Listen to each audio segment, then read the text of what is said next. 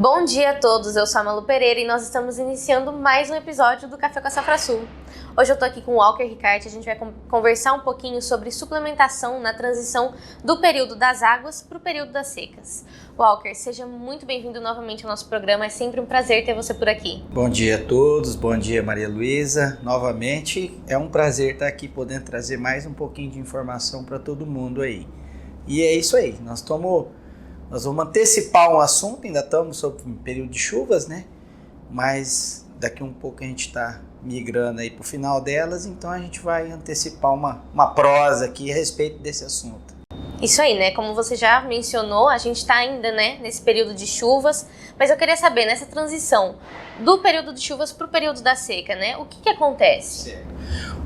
Maria, o que vai começar a acontecer daqui para frente é a queda da proteína do capim, né? Então o capim começa a perder o teor proteico dele em função que ele começa a entrar numa fase de maturação, né? As pastagens agora estão começando a sementear e com isso começa a comprometer a qualidade nutricional do capim. Outro fator que acontece vinculado a essa questão da perda da proteína, o capim tende a ficar mais fibroso porque daqui para frente vai diminuindo as chuvas, daqui um pouco reduz a umidade do ar, a umidade do solo, né? E o capim, como eu disse agora há pouco, ele entra em maturação, no processo de maturação ele fibra, né? Então, começa também a ter uma mudança da flora, da fauna ruminal, né, das bactérias ruminais, que elas vão ter que se especializar mais em degradar um capim mais fibroso daqui para frente. E também, com isso, compromete-se também a redução da produção de massa, porque nesse processo de maturação do capim, nós vamos ter também, da agora para frente, a gente está entrando no outono e vamos para o inverno, e a gente começa a ter as pastagens para o crescimento vegetativo dela. Com isso, ela também para a produção de massa da agora para frente. Então, isso vai impactar na lotação de animais por hectare da agora para frente. Entendi. Nesse período de transição, o que os produtores podem fazer para suplementar? Tá, muito importante. Então, seguindo dentro dos tópicos que a gente que a gente citou agora há pouco, e pensando nessa questão de suplementação, ou seja, minimizar o efeito, né, da perca da qualidade da forragem e da perca da produção de massa. Então, o que eles têm que pensar? Se eu tenho queda de proteína, eu tenho que suprir essa proteína de alguma forma. Como? Ele vai ter que melhorar a suplementação dele. Se ele estava no sal mineral, ele vai ter que pensar num proteico. Se ele estava num proteico energético com baixo teor, vamos falar aí com um proteico de 18, 20 até 25 de proteína, quando começar a ter o efeito que a gente fala assim, o pasto começa a maturar, empiricamente a gente fala, o pasto começa a emborrachar, quer ficar fibroso, então ele tem que aumentar esse teor de proteína com a suplementação acima de 30% de proteína, e onde ele vai aumentar também a inclusão de ureia no suplemento. Então ele vai trabalhar com um suplemento aí de 30%, 40%, às vezes 50% de proteína, para poder dar condição para as bactérias ruminais, né? Como a gente disse no episódio anterior, que nós falamos lá sobre o funcionamento do rumen, poder ter condição de degradar essa massa, essa massa mais seca, essa massa mais fibrosa. Então esse é um fator que já tem que começar a pensar da agora em diante. Estratégia nutricional para secas, tá? Nós estamos, é o que eu disse, nós estamos antecipando algo que vai acontecer, mas tem que fazer o planejamento. Segundo fator, adubação de pastagem, final de águas. Isso é importantíssimo agora, ainda estamos sob efeito de chuva, mas tem que começar, assim, a coisa tem que ser rápida, pensar nessa questão de adubação. Ou entrar com nitrogenado, fazer essa correção, um adubo fosfatado, enfim. Consulte o seu engenheiro agrônomo, consulte o seu técnico, né? Já faça análise daquilo que o capim está necessitando, para que tenha um capim com qualidade no período de seca, com massa, né? E que isso também vai ter impacto na suplementação, que se ele tiver um capim bem nutrido, ele também pode trabalhar com uma suplementação um pouco menos intensiva, pensando no custo da arroba produzida, no impacto, vamos falar, reduzir o custo da produção da arroba. Terceiro ponto, e não menos importante, respeitar o ciclo da forrageira que ele está trabalhando. Então, assim, da agora para frente, ele tem que pensar que ele tem que começar a fazer um banco de massa, ele tem que fazer uma poupança de massa para seca. E muitas vezes o que acontece nesse período é que o produtor abusa da lotação nas águas, porque ele tem uma alta produção de massa, e depois ele fica, vamos falar, à mercê da seca e ele tem que fazer uma redução de lotação. E isso é ruim, porque ele trabalha com... Ele não tem uma curva linear de lotação na fazenda. Ele tem, por exemplo, eu estou trabalhando com 7 cabeças por hectare nas águas, vamos falar no Mombaça ou no Unzuri, e de repente eu tenho que cair para menos de 1 ou 1 cabeça por hectare no período seca, porque pensando em pânico, a gente tem esse comprometimento na produção de massa e tem que ter um cuidado muito grande para você, produtor que trabalha com pânico, tem que ter esse respeito referente à entrada e saída dos animais, altura de pastejo, respeitando o ciclo da planta.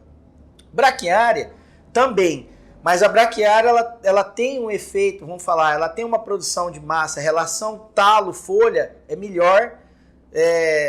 Quando se faz um manejo não tão, vamos falar, correto, você consegue quebrar um pouco essa questão de efeito.